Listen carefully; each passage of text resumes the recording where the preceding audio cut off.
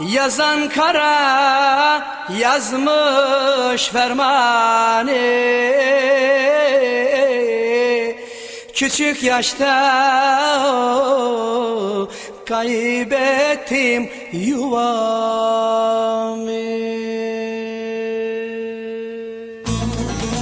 Dinleyin anlatayım ben kendi hayatımı. Dinleyin anlatayım ben kendi hayatımı. Satılsa satacağım ha bu kötü bahtımı.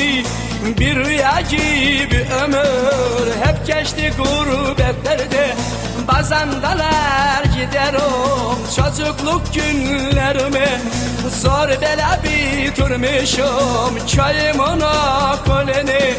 Bulup da giyemezdim Trabzon lastiğini. İki atlan beraber düştüm yollara düştüm. Çok ufacık yaşlarda sefil perişan oldum. Oy, oy, oy.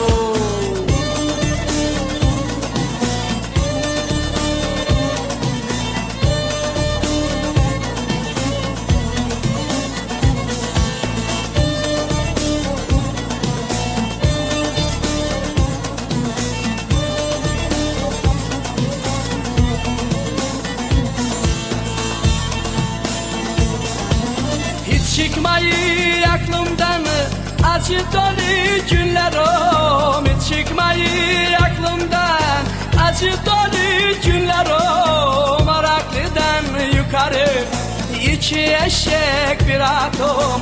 Anas bir faracımla az yukarıda da başı. Yaylada ev yaparken aldım sırtıma taşı. Dulmar suba yan yana garip büyüdüm ana.